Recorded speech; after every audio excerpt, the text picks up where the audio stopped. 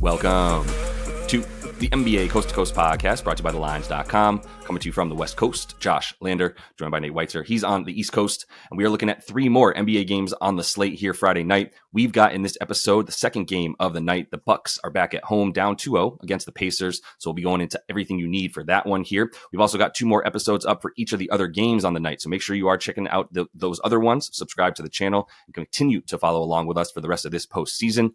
Nate, let's go ahead and run right into your first look here for the Bucks and see if they got a chance to come back in this thing.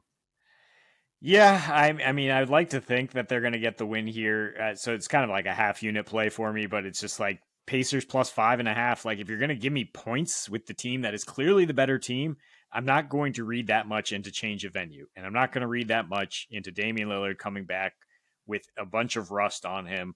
And, you know, counting on Doc Rivers to make playoff adjustments. I don't mean to pile on him. Like he's honestly been dealt a pretty stacked deck here for a year and a half with the Bucks. Last postseason having no Giannis and not really having Dame on the same page all year, and now he gets Dame just coming in kind of cold, and his defensive personnel is the bigger issue, right?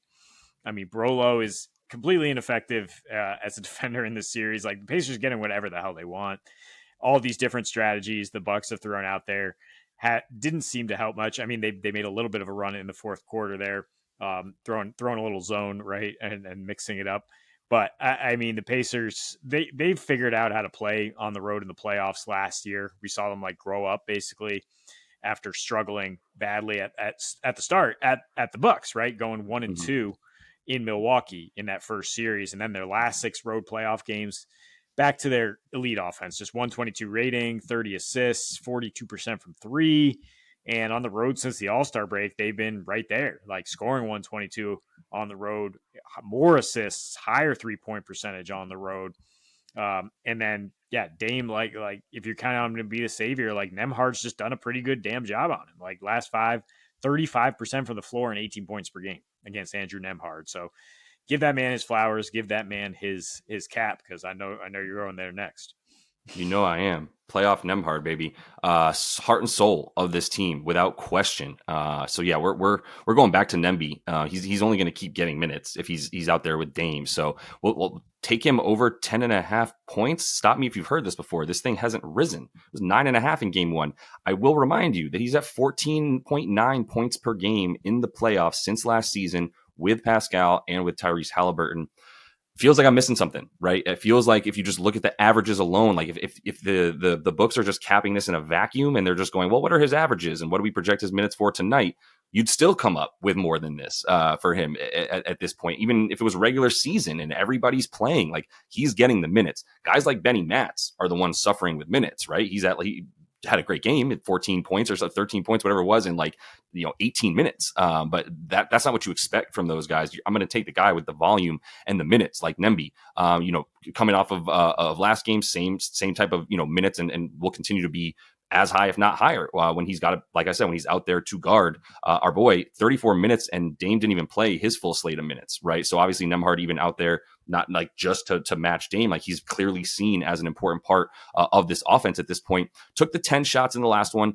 That's where we're at with him, is basically like 10 to 12 points. He's going to take 2 threes, and you've got him at 10.5 points, right? This is not that different from what we did with TJ McConnell last year, where it was like, look, man, McConnell's going to make 10. He's going to take 10. He's going to make 4 to 5 of them. So if you give me anything around like 7.5 or 9.5, I'm going to go over because I know what I'm getting. And Nemby, we get the added bonus of him getting the 3 points up as well. And then, look, we got to mention, he gets the Dame matchup, right? He scored 9 points on Dame in about 4.5 minutes of Dame being the primary defender on him.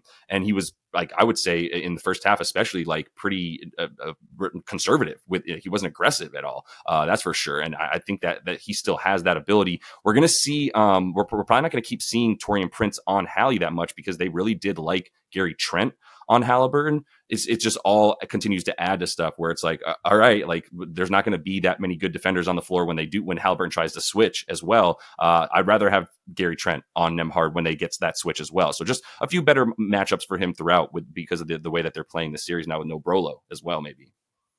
Yeah, over in 9 straight playoff games for Nembhard, and in five of the 6 against the Bucks after going under in game one last year. So yeah, I don't understand why the number hasn't moved either. And Dame, yeah, speak of being dealt a stacked deck, like he's got to now defend against this hyper speed offense as he tries to get his win back after being out for a month. So Yep. I mean, if the Bucks are going to be in this, like the one guy who makes me picture them getting the win is Bobby Portis, right? I mean, back home, backs against the wall, Bobby Poe is going to be out there snarling at people, and the fact that Brolo, it seems, is going to continue to struggle defensively gives me much more faith in the 21 and a half points and rebounds where we're going here with Bobby.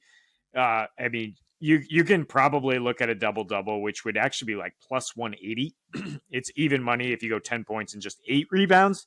But he has a double double in 7 of his 8 playoff games against these Pacers, and some of that is from Brolo, being struggling defensively, being out of position in some ways, and a lot of it is just like the different defensive strategies Doc has thrown out there, some zone, some some switching, whatever. It gives Bobby the opportunity to crash from the weak side, and he does that well. I think they're just going to just try to get physical with Indy. You know, that not that that's a specific strategy here, but it is kind of the identity of a Bobby Portis. Honestly, I'm shocked Kuzma even played 31 minutes in game 2 after his complete zero. Torian Prince has been pretty useless as well. So it's just like, yeah, it's put up or shut up. It's you got to play Bobby Portis here to have any shot if you're Doc Rivers.